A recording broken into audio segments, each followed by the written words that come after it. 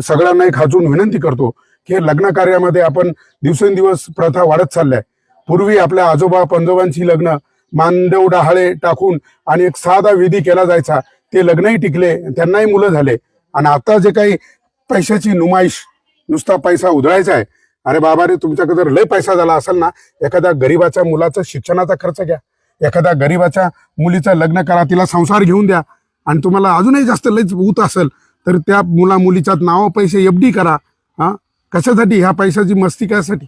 आता आपण पाहिलं मागे वाडीवाऱ्याला जाताना एक जोडपं एक ट्रक खाली गेलं. कुठं चाललं होतं ते? हळदीला. अरे हळदीला सुद्धा लग्न एवढे लोक कशासाठी आहे? म्हणजे आपलं भान आपण विसरत चाललोय का? कसा तरी 2 नंबरनी पैसा कमवायचा आणि मग तो उधळायचा. आणि मग ते पाहून दुसऱ्या रेशील लागत, नाही त्याचा मांडव एवढा झाला मग मी एवढा मोठा करीन. या स्पर्धा सोडा. एकमेकाची जिरवायापेक्षा पाणी आडवण पाणी जिरवा, तिथं शेत्या फुलवा आपल्या. अजून एक मराठा समाजाला माझा संदेश आहे, हे लग्न पत्रिका जुळवून वगैरे लग्न ह्या भानगडीत लग्न मोडामोडी करू नका. अरे प्रत्येक गावात 100-150 पोरं बिगर लग्नाचे या तुमच्या उद्योगामुळं. अरे आपल्या पूर्वजांनी गुण जुळवायला सांगितलंय, आवडी निवडी, उंची, रंग, रूप ते पहा ना जरा. ते दिलं सोडून. शिक्षण पहा, रक्तगट पहा. लयच झालं तर आता त्याचं पूर्ण मेडिकल करा, दोघा मुला मुलीचं दोघा ते दाखवा रिपोर्ट एकमेकाला. महाराष्ट्रातले सगळे लग्न पत्रिका जुळवून झाले तरी फॅमिली कोर्टात जत्रा भरली फारकती घ्यायला. मग काय आहे?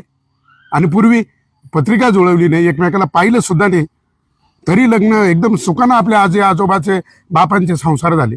म्हणून ह्या माध्यमातून माझा दिव्य संदेश आहे. म्हणून माझी परत एकदा समाज बांधवांना माझी एक विनंती आहे, बाबा रे, मी आता प्रत्येक गावात सुद्धा सांगतो, ग्रामसभा, ग्रामपंचायतीने आता ग्रामसभा घ्या आणि त्याच्यामध्ये निर्णय घ्या. गावामध्ये डीजे आणू नका. कशाला पाहिजे डीजे? वरात नको. वरातीच्या नावाखाली एक नवीन दर वरातीमध्ये एक पोरला बुजबुज पाजायची, ते दुसऱ्यांदा अड्डल बेवडं.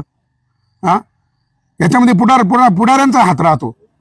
आपल्या स्वार्थापायी द्या या गावात एक बॉक्स पोरांना, द्या त्या गावात बॉक्स पोरांना, काही नाही बिअर बार उधाऱ्या लावल्या. म्हणून त्या पुढाऱ्यांना सुद्धा आता माझे ह्या माध्यमातून एक आव्हान आहे की हे तुमचे रिकामी उद्योग बंद करा. तुमच्या राजकारणासाठी लोकांची लेकरं नासवू नका. आणि मराठा समाजाला परत एकदा विनंती आहे का बँड बाजा हळदी, आता हळदीला बापरे एका लग्न एवढी गर्दी, हळदीला किती गर्दी राहते? कशासाठी ही? हा उत्माद कुठे चाललाय?